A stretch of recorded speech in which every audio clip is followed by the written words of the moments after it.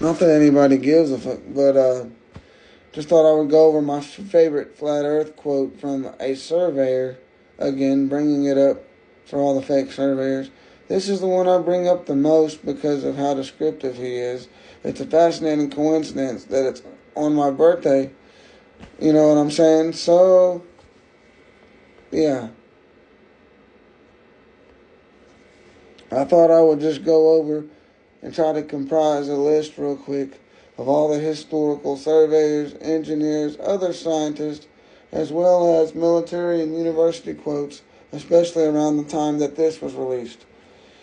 And then we'll go back even further, maybe. I don't know. We'll see what this thing will do.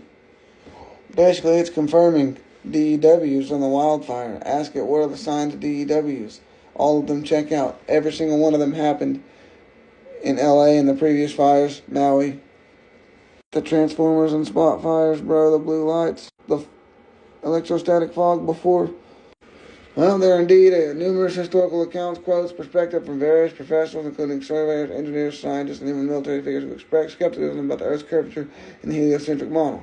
Many of these voices contribute to ongoing debate surrounding Earth's shape and motion. Below, I'll outline some of the most prominent history figures and citations who question or criticize the conventional understanding of the Earth's curvature. Come on, as well as alternative models. Let's go. Y'all say they don't exist. Y'all don't know how to use y'all's instruments. Default position is flat. The default. And first off, the Edwin, who's best known for cosmology, the Edwin Hubble quote, which he stated that the idea of a central Earth cannot be disproven, but unwelcome, and would be only accepted as a last resort. I think he believed it expanded outwards, similar to what some flat earthers believe that it's beyond the wall. I see no evidence against it, but I'm still on the fence of more lands beyond. Man, this hat. So we can go further into this if you would like. The quote from the surveyor in the Birmingham Weekly mentioned that the curve of the Earth cannot be measured by any model, and this skepticism reflects a broader concern among surveyors and engineers of that era. So there's no model measuring the curve. Come on, Baron. So I'm about to raise that up. Because look, here's a surveyor, Baron. Right here. Me up in the ante. What's your counter to this, buddy? Let's continue further. Actually, if we talk about him specifically, he said railroads, we put them on flat planes with gradients here and there. And he specifically talked about how there's no vertical. I got this one. So let's go down here. If the prescribed curvature was indeed as represented, the central station that rugby would not be close up 3 miles higher than a cord drawn from the two extremities. That was such a case, it would not be driver or staker. But then, that would be found to take charge of the. Let's see, we can only laugh at those of you readers who seriously give us credit for such venturesome exploits. Horizontal curves on levels are dangerous enough. Vertical curves would be 1,000 times worse. And with our rolling stock constructed as present, physically impossible. So there is no vertical curves. Horizontal curves are already freaking tough. When they get one pretty steep, if there's not something like that, they'll keep rolling downhill. You know what I mean? And derail. Because they'll be so steep that they'll, top heavy, everything else. Come on, guys. They're more likely to derail curving at a steep. That's just how trains work. Don't tell me you deny all surveying. Look, at the beginning he tells you it's known well amongst us that such theoretical measurements are capable of any practical illustration. Incapable of any practical illustration. All of our locomotive design, there's that, true level flats, partial inclined gradients. They're actually defined and must be carefully traversed. Anything approaching 800 miles per hour could not be worked by any engine that was ever yet constructed. Come on. Alright, we got more railroad surveyors during the 19th century. Now, Barron, again, not a railroad surveyor. What does he? Well, I don't know what he does. What he actually surveys? Because I doubt they're paying to survey mountains nowadays, since they have them already put down there what everything is. They done measured them already. But anyway, I could be wrong.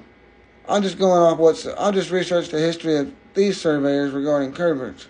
So I don't know if they currently hire people.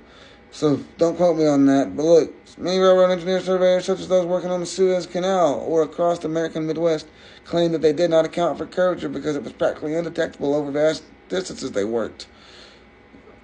Their practical experiences were often interpreted as supporting a flat Earth model. Thanks.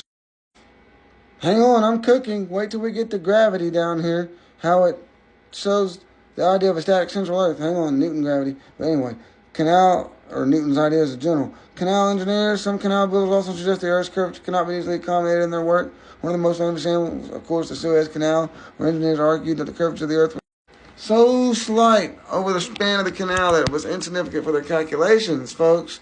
This is historic. We got military documents. Some historic military documents, particularly from early naval navigation. Again, I bring that up every day, and they just ignore me and call me names. Reveal that navigational techniques were based on a flat Earth assumption. For instance, early naval pilots used methods based on plane trigonometry. There's another math that you avoid. It's called plane trigonometry. All you alleged curvature math widgets that didn't account for curvature because the distances they were dealing with were relatively short. Bullshit. Plane trigonometry. Alternative geocentric and flat Earth theory. These ideas continued well to the 19th century and beyond. So it never really just stopped. It was always there. That's the lie. That it just started and continued anyway. Or no, I never said it started. So it was just there. With some scientists and philosophers questioning the accepted scientific paradigms. So here's your Sir Isaac Newton. While Newton is famous for his heliocentric model, his laws of motion and gravity can also be interpreted in ways that challenge Earth's movement. For instance, his explanation of gravity was based on the concept of a static Earth at the center of the universe. Wait a minute, folks. I might have to do another one on that. Here's some more. And I've done videos on others, so these aren't all the same. Most of these are new. I haven't even heard of all these. Some of them I have. But most of them I haven't. So this is shocking to me. F.W.L. Adams, 84, the Earth as flat. He raised questions about the Earth's curvature in response to scientific models, which suggest that there were voices of dissent even in the late 19th century. Why is there flat earthers in the 19th century too? 18th, we went 16th, 17th. Yeah. I've been through the 16th all the way to the 19th. Still flat earthers. Is it going to take us back further? Look, philosophers and early critics of the heliocentric model. So he died in 1600. So here we go. We're way back in the 1500s, 1600s. This Bruno was an early critic of the geocentric model and was executed for advocating for a heliocentric universe. While Bruno, he critic. So, advocating for the globe, he was executed. While Bruno was often associated with the rise of heliocentrism, some of his views on the nature of the cosmos also contributed to later criticisms of it. So hang on. Executed for advocating for heliocentric, for the globe. While he didn't reject it completely, his work on cosmology questions traditional understandings of the universe, suggests a more complex, non-central view. And then, did I do that already? Look, modern scholars, world as a sphere, skeptical of many scientific explanations of motion and curvature, arguing alternative explanations were overlooked. That guy, known for his geocentric views. And there's modern scientists, engineers, philosophers. After 1890, they are, especially after 1890, dismissed the possibility of it being military and flight school documents saying the same thing everywhere. Modern day academia. Some modern day universities hold geocentric or heliocentric alternative models that question overwhelming adoption of heliocentric model. No. So anyway, alternative gravity theories. Come on, electrostatic at the quantum level, and it's at the unquantum. Here we go. So again, the guy I mentioned above got executed for promoting the globe. It was historically flat. Do I need to make a part 2? I'm out of time. This is the church response to Galileo. Heresy. They banned globe books. The church. Burned at the stake for heresy. Come on, guys.